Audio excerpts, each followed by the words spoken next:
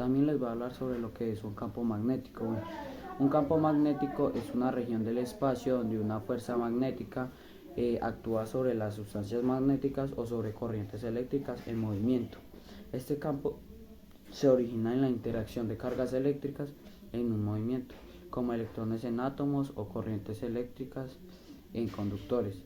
Los imanes y corrientes eléctricas son ejemplos de fuentes de campos magnéticos. El campo magnético se representa mediante líneas de campo que indican la dirección y la intensidad de la fuerza en diferentes puntos del espacio. Gracias. Hola, yo soy Nicolás y les voy a hablar sobre lo que es el magnetismo. El magnetismo es un fenómeno natural por el cual los objetos adquieren un campo magnético a su alrededor. Por ejemplo, los imanes, que son objetos que tienen la propiedad de atraer el hierro u otros materiales, son un ejemplo común de lo que es la manifestación del magnetismo. Este fenómeno se debe a la alineación de los átomos en el material magnético, lo que crea un campo magnético. El magnetismo tiene varias aplicaciones en la vida cotidiana, como en la fabricación de dispositivos electrónicos, generación de la electricidad o en una brújula, por ejemplo, utilizada para la navegación. Gracias. Bueno, buenos días, mi nombre es John Dairon y voy a explicar qué es la electricidad y el magnetismo. La electricidad y el magnetismo son dos fenómenos fundamentales en la física, donde la electricidad se refiere al flujo de carga eléctrica a través de materiales conductores, como por ejemplo los cables metálicos. Y el magnetismo se refiere a la propiedad de ciertos materiales para atraer o repeler otros materiales. Y eso ya sería la parte de electricidad y magnetismo. Bueno, en este caso lo voy a mostrar el experimento a base en parte del computador. Para empezar, nuestra corriente eléctrica que le va a dar la electricidad al magnetismo va a ser este tubo con agua. ¿Qué va a pasar? Nosotros al accionar esa palanca va a producir energía, electricidad.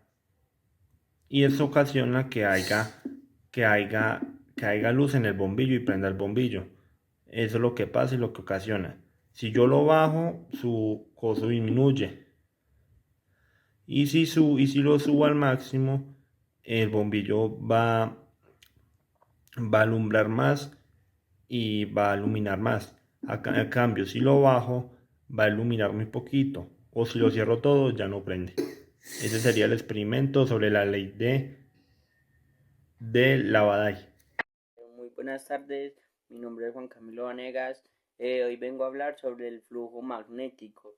El flujo magnético es una medida de cuántas líneas campo magnético atraviesan una superficie. Se calcula multiplicando la intención del campo magnético, como por ejemplo B por el área A que atraviesa el coseno del ángulo eh, o, o cero entre el campo magnético y la norma a la superficie. Eh, Cuando las líneas del campo son perpendiculares a la superficie, el flujo es máximo. Por otro lado, si el ángulo entra al campo magnético y la norma es 0 grados, el coseno de 0 es 1, lo que significa que todo el campo magnético pasa a través de la superficie. El flujo de campo magnético se mide en Weber, como por ejemplo W, y es una herramienta importante para comprender la interacción entre campos magnéticos y superficies. Esto se trata de el flujo de campo magnético. ¿Listo? Y ahora les voy a hablar sobre el sistema de ecuaciones Maxwell. Esto es un sistema que describe cómo interactúan los campos eléctricos y magnéticos. Consiste en 4 ecuaciones diferentes que son fundamentales en el estudio y electromagnético. Estas ecuaciones son: la primera, ley de Gauss para el campo eléctrico, relaciona el flujo eléctrico a través de superficies como la carga eléctrica en su interior. 2.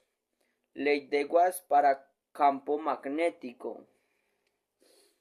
Establece que el flujo magnético a través de una superficie cerrada es siempre cero, lo que indica que no existe monopolos magnéticos. Ley de Faraday indica que un campo magnético varía el tiempo, induce una fuerza electrónica y de circuito. Ley de Ampere, Neumann, relación de los circuitos del campo eléctrico con la variación temporal del campo magnético.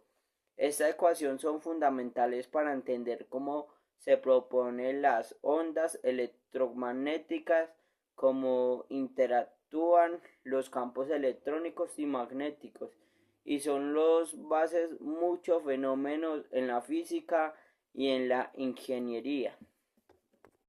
Bueno, mi nombre es Sebastián y vengo a decirles cuáles son las aplicaciones de la electrostática. Hay muchos tipos de aplicaciones, sí, pero voy a dar unos pequeños ejemplos de cuáles son.